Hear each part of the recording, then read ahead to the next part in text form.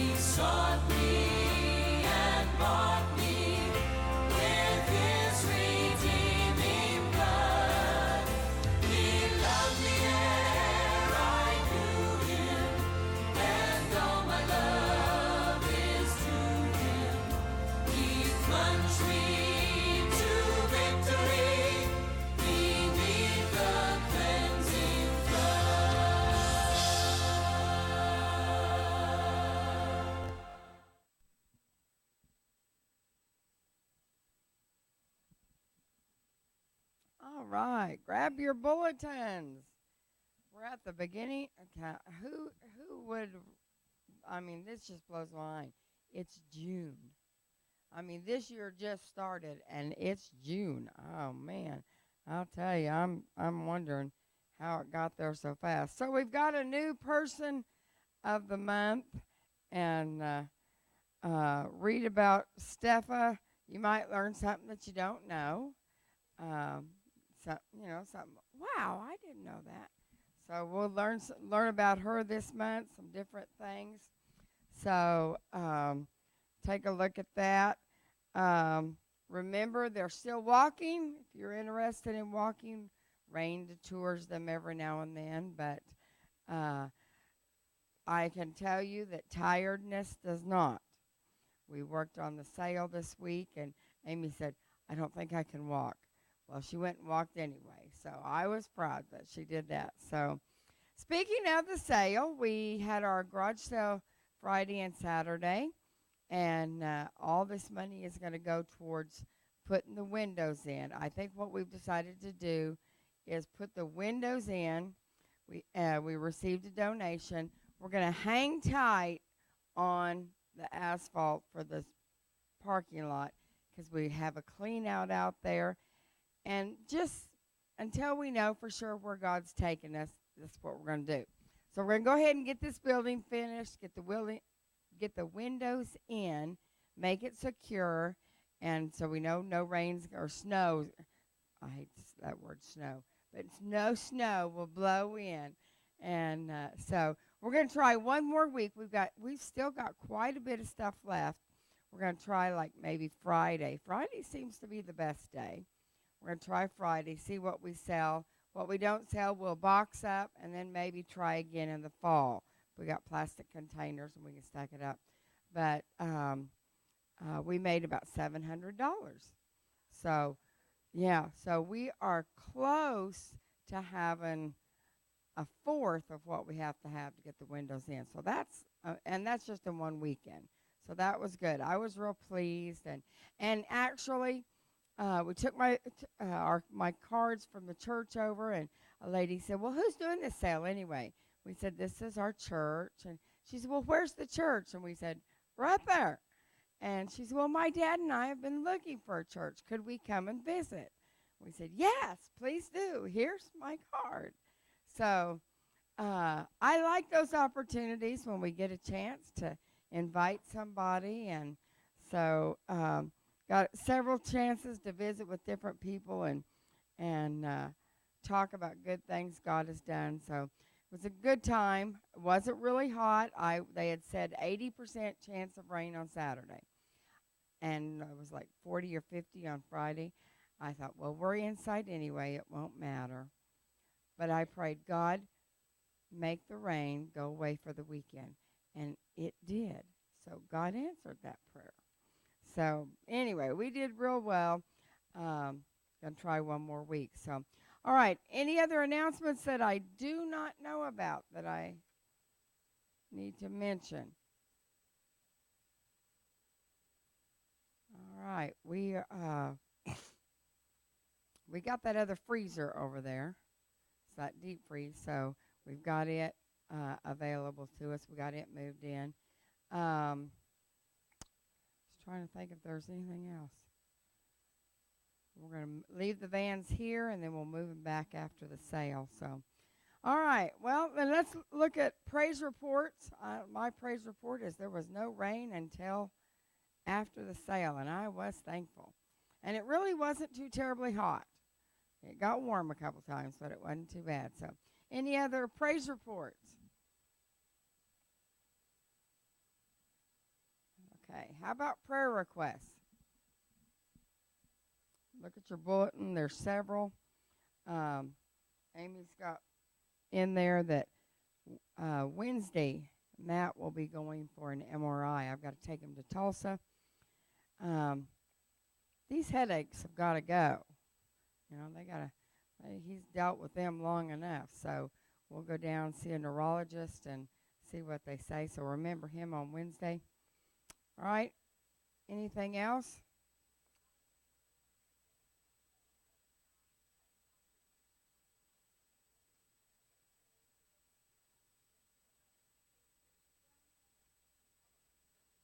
Amen. And everybody, we know God took care of Megan. Last night again, there was a terrorist attack. The whole time she was in Italy, I was praying, God, no terrorist attack there. Megan is home, and I'm thrilled. What's up?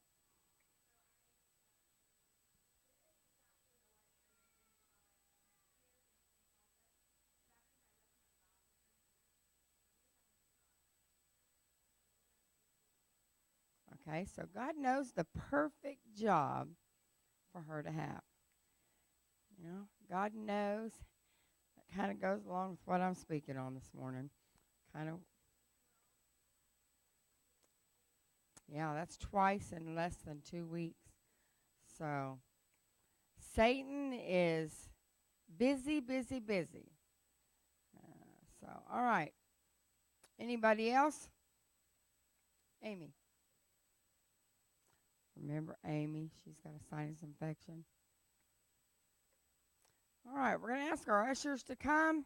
We'll receive our tithes and offerings, and we'll shake hands and get into our worship.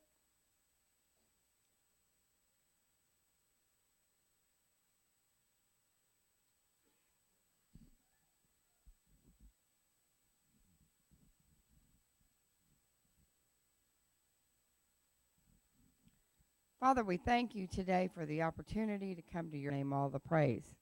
Amen. All right, once I pass your pews, shake hands.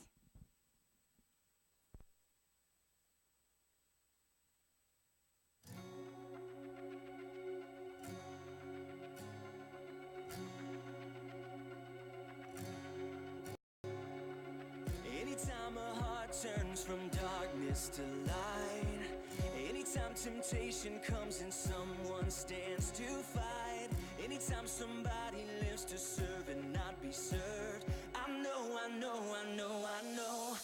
is on the move, hallelujah. God is on the move in many mighty ways. God is on the move, hallelujah. God is on the move today.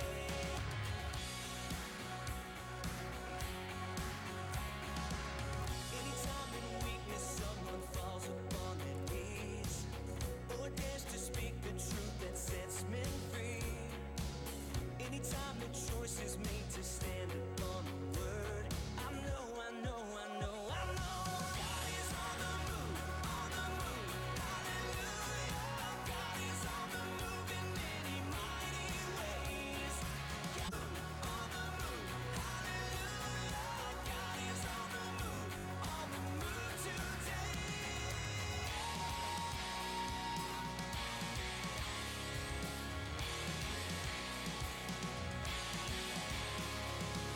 I see a generation standing on the truth in each and every nation. God is on the move. Anytime the gospel stirs a searching soul, and someone says, "Send me, here I go." I know. God is on the move, hallelujah. God is on the move in many mighty ways. God is on the move, hallelujah. God is on the move today. God is on the move,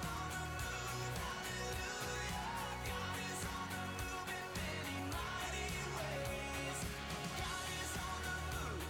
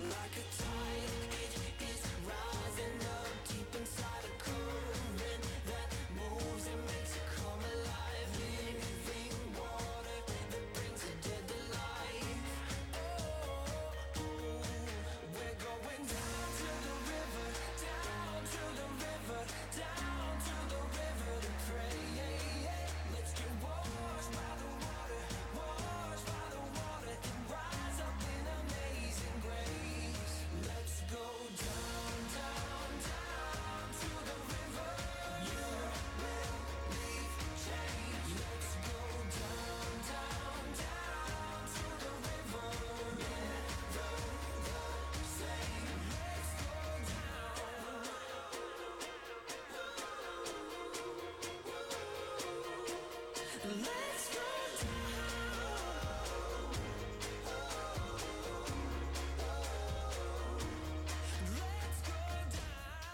We're going down to the river, down to the river, down to the river to pray. Let's get washed by the water, washed by the water, and rise up in amazing grace. Let's go down, down, down to the river. You leave change. Let's go down, down, down to the river.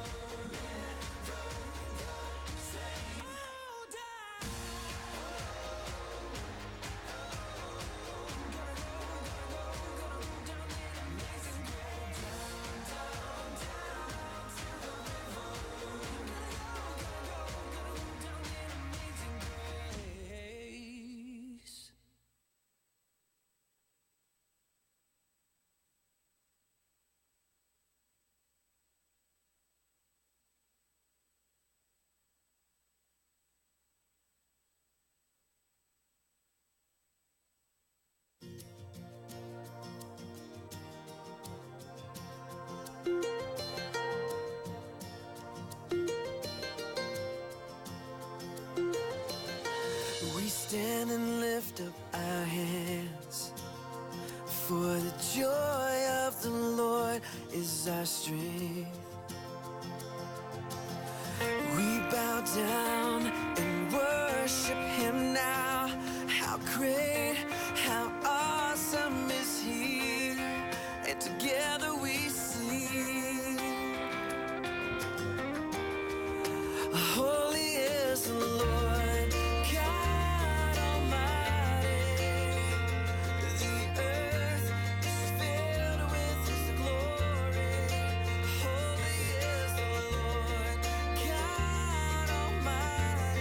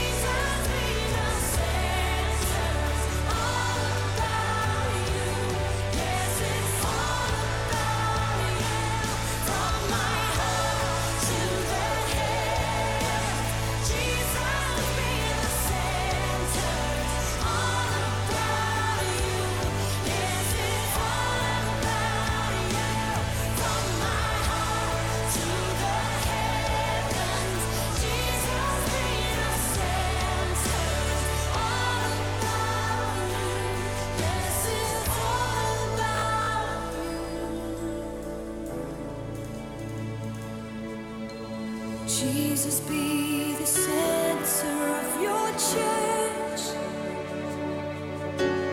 Jesus, be the center of your church.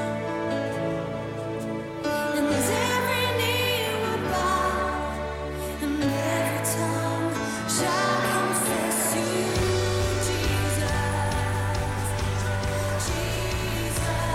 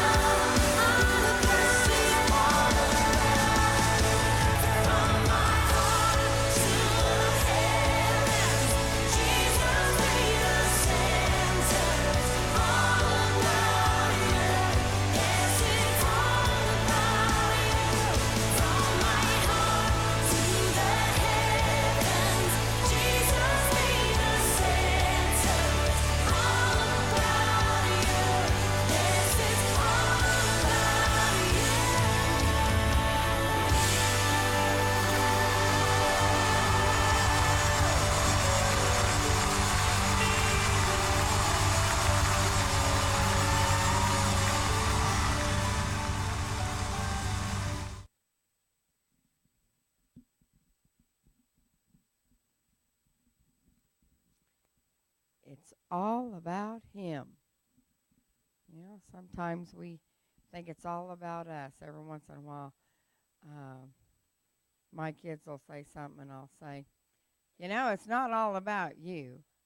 And they can't seem to understand that. But all right, I'm going to give you what the Lord gave me this week, and it's funny because I've kind of delivered this several times this week to different places and different people, but uh, I'm going to talk about hallways. Okay, and it's not real long, so I won't keep you. We're in good time, so um, I'll get you out of here soon. But um, we're going to talk about the fact that when God closes a door, He'll open another door, or He'll open a window, or you know. But in between the doors are the hallways, and sometimes it can be hell in the hallways. Okay, so that's what we're going to talk about. So we're going to talk about, the Apostle Paul stated in Philippians 1:23 that he was in a strait. Okay, a strait is a narrow body of water between two larger bodies of water, or a place of confinement and restriction. So another word for a strait would be a hallway. So an example, a really good example of a strait or a hallway is the life of Joseph. So that's kind of who we're going to look at today, and his life. He came out of a really nice, large family. His family life was in Israel, and he was headed to a really nice, large place, and a good place to be. He was going to be prime minister of Egypt. But in between where he was and where he was going was a very hellish hallway. Look at the life of Joseph. So it's what we do in the hallways of our life, that determine what doors God will open to us. So this morning we're going to look at Joseph's life, and we're going to talk about kind of what he went through. We're going to use Psalms 105 and talk about his hallway experience, what he went through. And we're going to look at 3 points, okay? Now, I didn't take this from, what's his name that we listened to? Robert Morris. He always has like 3 points. This is just what I came up with. This is not copying. I don't want y'all to think, yeah, she's got 3 points just like him. We face trials, tests, and then triumphs in the hallway. Okay, so first thing we want to talk about is define what hallways are and what people are in the hallways. So here's just some of the thoughts that I come up with. If you are in school, you're in a hallway because you're not where you're going, but you're in the process of getting there. If you are looking for a mate, you are in a hallway. If you're looking for a job, you are in a hallway. If you're waiting to retire, you're in a hallway. If you have been in a difficult marriage, you're in a hallway. If you are waiting for healing, you're in a hallway. If you're waiting for a baby to pop out, you're in a hallway. You're waiting, If you're waiting for those kids to move out and you're in a hallway. If you are looking for a city whose builder is God and the maker is God, that's a hallway. That's a hallway. So actually, if we look at all of it, our life is actually one hallway after another. Okay? We go from hallway to hallway. It's just what we do in the hallways. Joseph was in the hallway, the first one. He was waiting for his dreams to come true. He was going to reunite with his family, and then he was going to have his bones buried in the promised land. His life was in the hallway. What we have to do is that we need to learn that we don't put life off while we're in the hallway.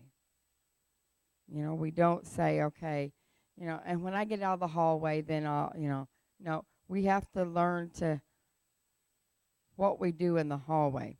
So let's look at that. Some of the trials of the hallway.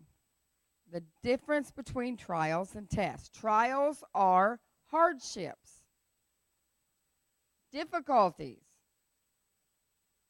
troubles that we have to endure. Everybody knows what those are. We've all faced those. Tests are what we are being critiqued over, to see what you've learned, to see what you know. You take a test at school, and it's to see how well did you learn this. Tests with God are the same. And I have learned, and maybe y'all have too, when God gives me a test, I want to pass it the first time. I didn't like tests in school. I don't like tests now. I want to get an A. Go on to the next test, not have to redo the test. Joyce Meyer said, we all get to go to heaven if we know Jesus and all. Some of us will go from grade school or preschool. Some of us will go from high school. It depends on where we are at in our walk with our life. And as he helps us grow, we get to go around mountains. And going around the mountain is not always fun. There are a whole bunch of mountains that I went around so many times. I kept thinking, I've seen this scenery before. I've seen this scenery before. And I thought, I'm not doing that again. I'm not going around this mountain again. I'm going to learn what I'm supposed to do and not go around this mountain again. So what we have to learn is during those tests, that's what we're being critiqued. See what we've learned. Sometimes the trials and the tests overlap so much that we can't tell the difference, where one begins and where the other ends. So in this message, I'm trying to connect with the part that is suffering. For those of you that are in the suffering part, you're going through trials, and minister to that. Because before we can connect with the other part about being tempted, you have to minister to that. So let's read Psalms 105. I told you that's where we're going to be. We're going to read verses 16 to 19. And beginning with verse 16, it says, moreover, he called for a famine upon the land. He brake the whole staff of bread. 17, he sent a man before them, even Joseph, who was sold for a servant. Verse 18, whose feet they hurt with fetters. He was laid in iron. 19, until the time that the word came, the word of the Lord tried him. So as we look at that, notice that God called for a famine. The famine was to get Israel in line with God's plans. Now, I'm not saying that I got it all figured out or whatever, but as I look at that, then I'm thinking, okay, And of course, there's been a lot going on in the news lately, and so I'm thinking maybe the current really critical financial crisis that the United States is in right now is a result of God saying, you need to come to repentance. You need to come back to me. You know? We notice that, and this is so cool, he called for the famine, but he also provided a solution. He sent a man before them. And I think this is the coolest part of the whole thing. God has a solution before he even has the problem. You know, how cool is that? I mean, he's got it all figured out. He says, okay, all you got to do is fall in line, and then the answer is there. So now, let's look at the trials of the hallways and the demonic spirits that will really try to take advantage of us and the things that we might have to endure. Sometimes our plans are derailed. Okay? If you look at Joseph's life, and I'm sure he was just a person just like us, I'm sure he thought, I got this figured out. I know how this is going to work. My brothers and my parents are going to bow down, and they're going to, I'm going to be in charge. God had showed him dreams.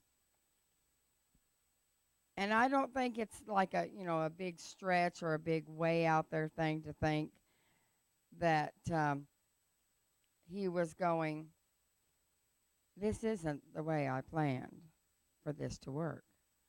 I mean, can you imagine? I mean, for me, a lot of times I think, y'all have heard me say, I plan to grow old with John. The only one growing older here is me. He was even 2 years younger than me. I thought, now that's good. Because, men usually die more before the women. And I married a guy 2 years younger. That'll work out. Our plans get derailed. And then it's like, and I think Joseph was no different. He was like, this isn't the way I figured this was going to work. When our plans are derailed, sometimes it causes us lots of pain. So if you look in the margin of my Bible, it says, for verse 18, it says, iron entered his soul. That meant the pain went deep. Jacob was prophesying over Joseph's life in Genesis 49 and 23, and he said, the archers have sorely grieved him. So we can see that in the hallways, those are places for suffering and hardship. So when our plans are derailed and we are attacked, sometimes a spirit of depression comes. Now, what does depression do? Number one, it takes away our testimony. Number two, it puts the wrong spin on life's events. Number three, it's used as a point of leverage by Satan to tempt our flesh. That's what depression does. So the second part of the hallway is that promises are derided. That means they are made fun of, ridiculed. So sometimes Psalms 105:19 says, until the time that his word came, the word of the Lord tried him, yea, hath God said. Sometimes we're attacked by a mocking spirit. Just made fun of. Just, yeah, right, you're going to, yeah, sure. God's going to take care of you. Right. You know, we tell people, my faith's in God. And then they watch and see. And then they make fun of you when you struggle. The third part of the hallway. The place is difficult. We're attacked by a grumbling spirit. Verse 18 says, his feet were hurt with fetters. His feet were hurt with fetters. God knows about hurting feet. I mean, think of what Jesus, wow. A spike put through your feet. He knows about hurting feet. God knows about broken hearts. Who here has not had a broken heart? He knows about broken hearts. He knows how to mend broken hearts, how to soothe broken hearts. Another, the test of defilement. Defiled means rendered unfit for divine service. So in the hallways, we can be defiled or rendered unfit for divine service. Two ways Satan can try to defile us is with immorality or bitterness. Now, it's easy for us to say, well, I'm not immoral. You know, I don't have any problem with that. That's okay. Okay, good. You know. Other is bitterness. Satan uses the hallway troubles as a point of leverage, and he tries to get people to be immoral. And in today's world, this is very common. People might say, hear Satan saying, just get drunk. You know, you've had a bad day, just get drunk. Or just shoot up. Crack, morphine, I don't know what all they use now. All sorts of stuff. Just, you know, it's too hard. You need something to help you cope. You know? Or how about she cheated on you, so just cheat on her? You know? How many times I know of people that fall into those categories. You know, and Satan uses those things to derail them or to defile them. Now, the second way is bitterness. Bitterness will steal the joy, okay? Will steal the joy that the Lord gives the Christian, and thus it takes the testimony that you have away. And so a comment you might hear is, look at what they did to you. You know, that you should really be upset with them. And how many times have some of us said, I'm just going to give them a piece of my mind. I gave so many pieces of my mind away, it's a wonder there's anything left. Finally, I learned, you know, they don't need a piece of my mind anymore. I need to pray for them. They may have wronged me, but I need to pray for them. The only way to overcome the disappointments is to make those things that happen God's appointments. And that's what Joseph did. Satan meant those things for evil. God meant it for good. So if we are bitter, it's not because of what people have done to us. It's because we are not better. Do we take the high road? And taking the high road is not always easy. But what do? So it's what we do in the hallways of life that determines the doors that God will open for us. Also, we we go through the test of discontentment. Sometimes I think that we forget that Jesus talked about taking up our cross and following him. Paul spoke about the secret of contentment.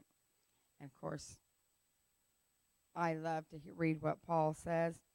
So in Philippians 4:11, and we all know this, now, not that I speak from want, for I have learned to be content in whatever circumstances I am. Philippians 4:12, I know how to get along with humble means, and I also know how to live in prosperity. In any and every circumstance, I have learned the secret of being filled and going hungry, both of having abundance and suffering need. Paul said, I've learned how to handle it. There's a world of difference between having a need and suffering need. In the hallways that we go through or that we live in, we'll be tested. And if we will, we can learn that the secret of contentment is we can learn that even when we are suffering need. If we will, it's our choice. We go through a test of confinement. Okay? And my best example for this is the red light test.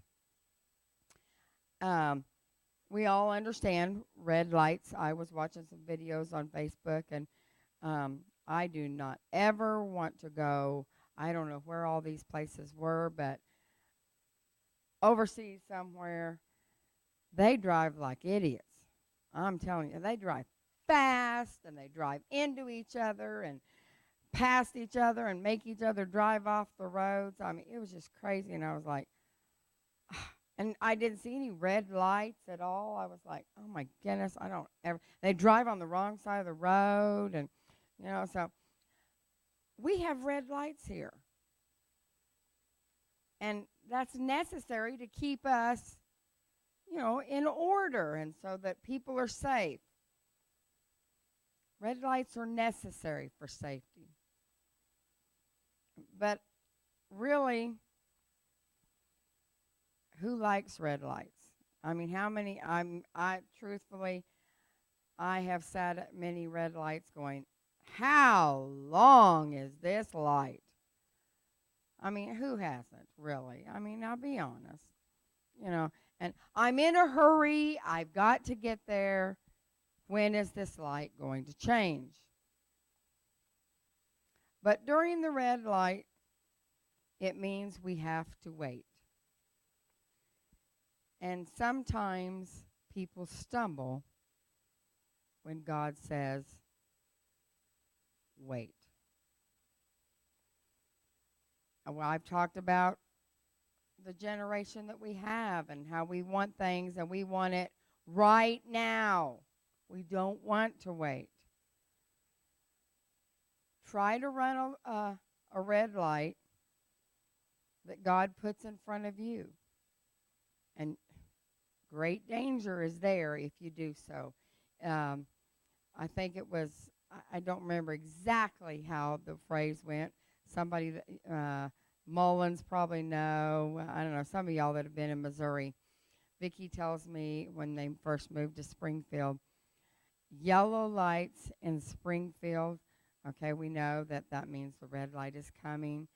And she said, just be careful when you're driving here, because to people that live in Springfield, yellow means gun it.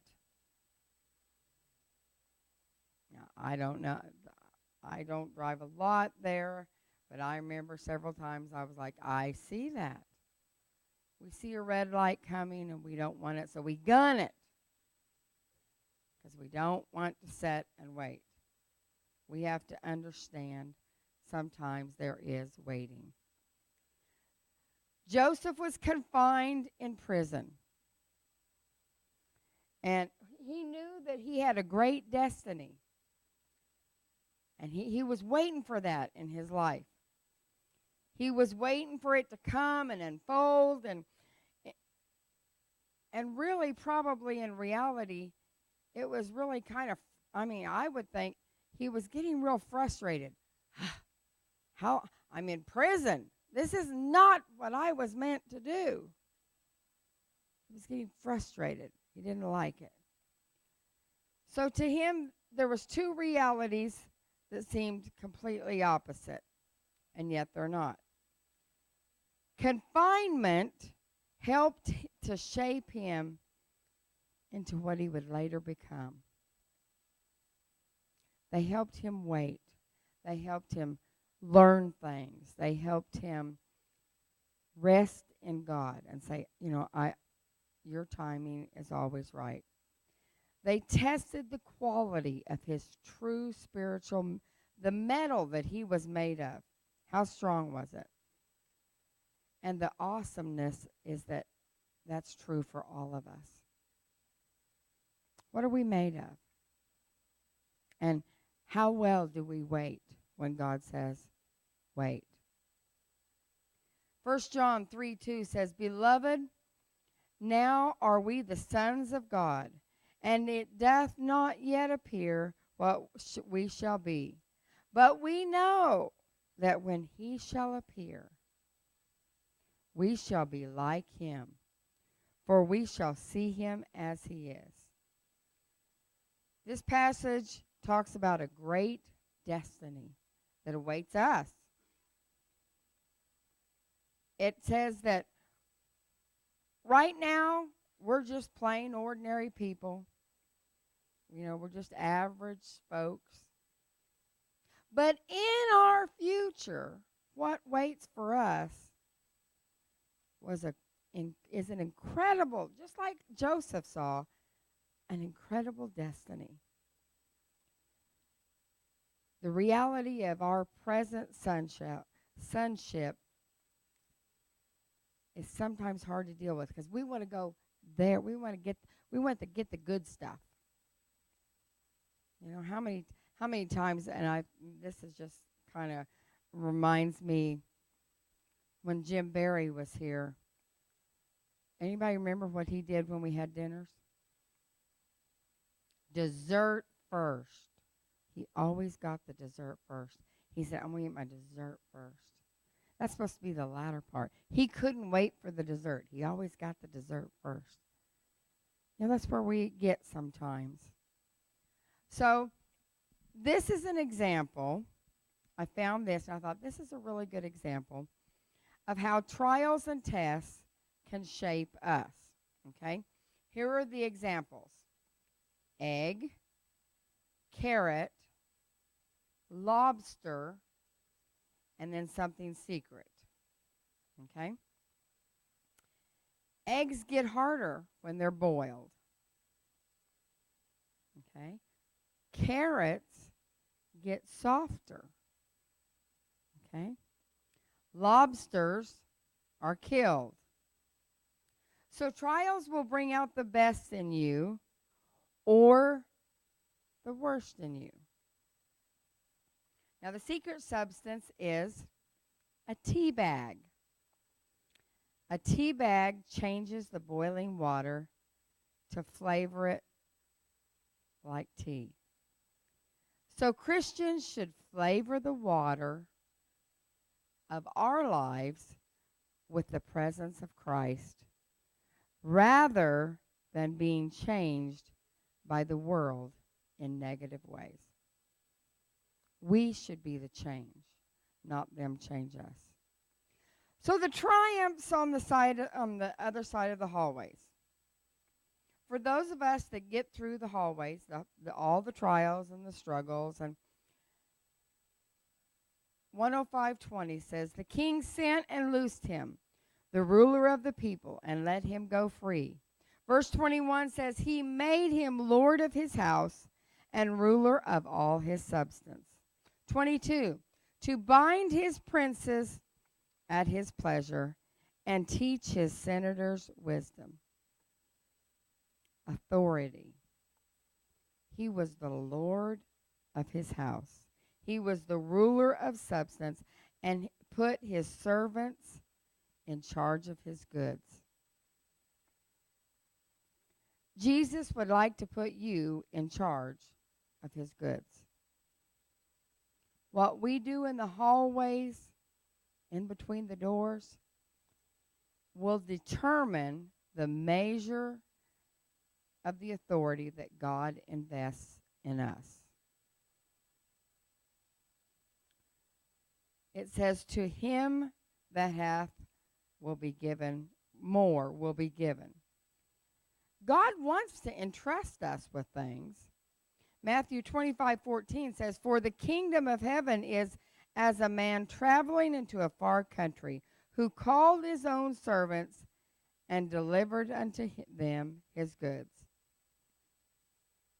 Power. Bind his princes, Jesus said, the kind cometh forth not but by prayer and fasting. I believe we can be given great power over the enemy because of what we do in the hallways. You know, how do we respond?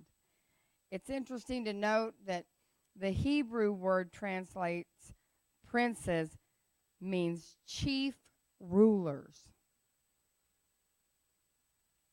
Wouldn't you like to be able to see greater obstacles or obstructions or things that are in your way moved out of the way?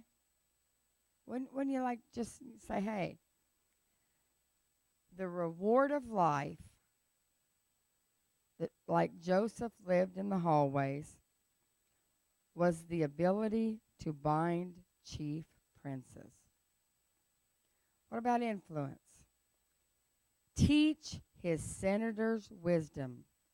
Senators were like wise men of Pharaoh's kingdom. Joseph earned the credibility. He earned in the hallways the credibility that allowed him to speak into their lives in such a way that they would receive it.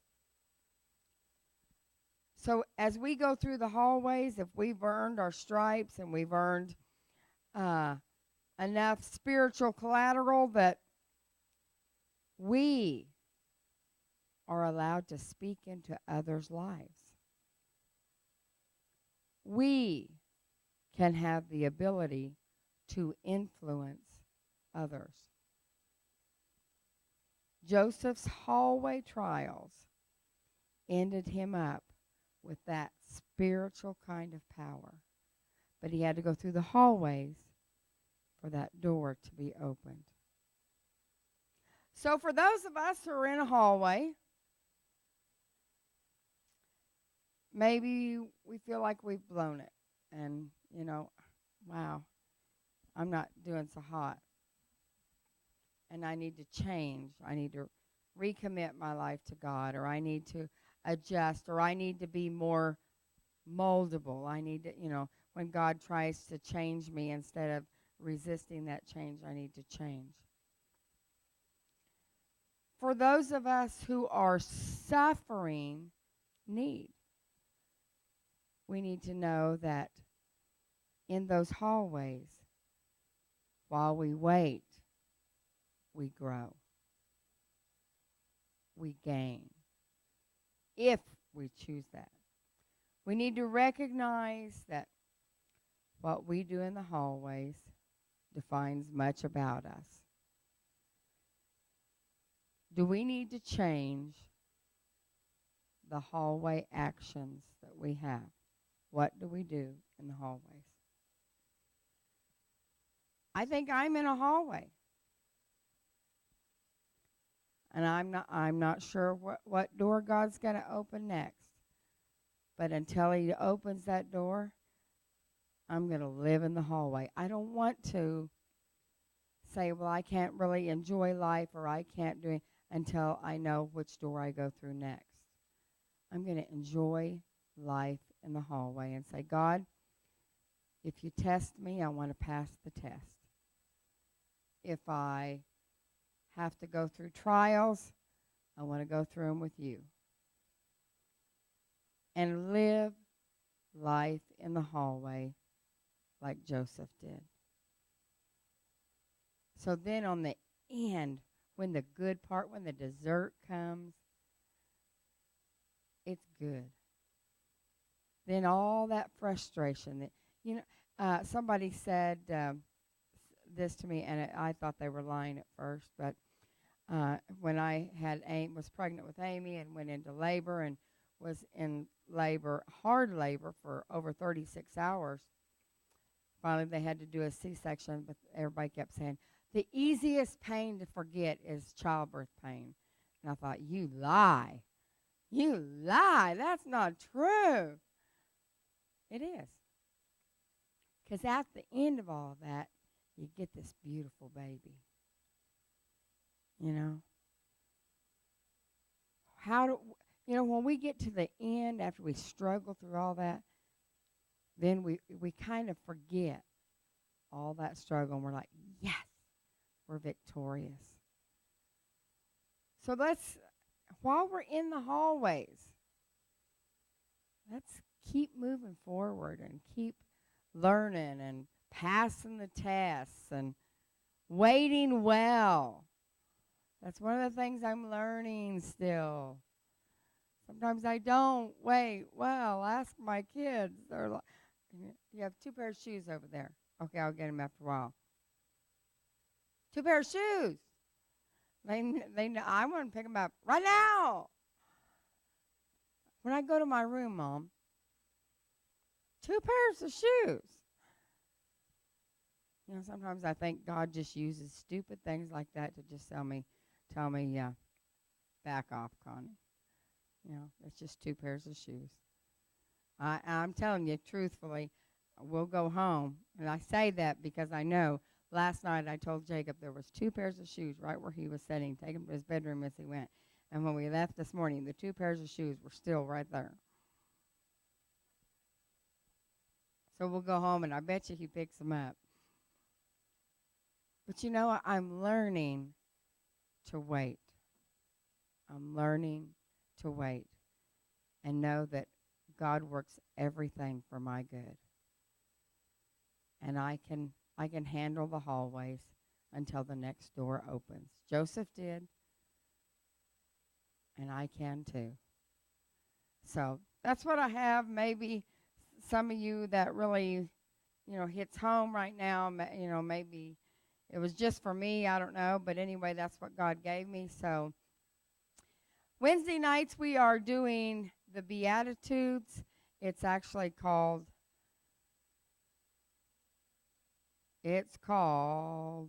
Happiness. What's it called, Chris? It's laying back there.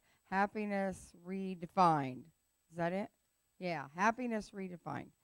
And it's talking about a happy God. And I'm telling you, there's good stuff in this. And I assure you, if you don't come on Wednesday, come. You will enjoy it. It's very, very good. And he's even funny to listen to sometimes. Some of the things he says just really cracks me up. I like to listen to him. So anyway, come Wednesday if you can. Otherwise, be back here next Sunday morning. Invite somebody to church. And meantime, watch for the red lights. Don't gun it. We live in Oklahoma, not Missouri. And if there's a red light, just wait. So, love you guys. Appreciate you so much. Let's stand together and be dismissed. Brother Paul, will you dismiss us?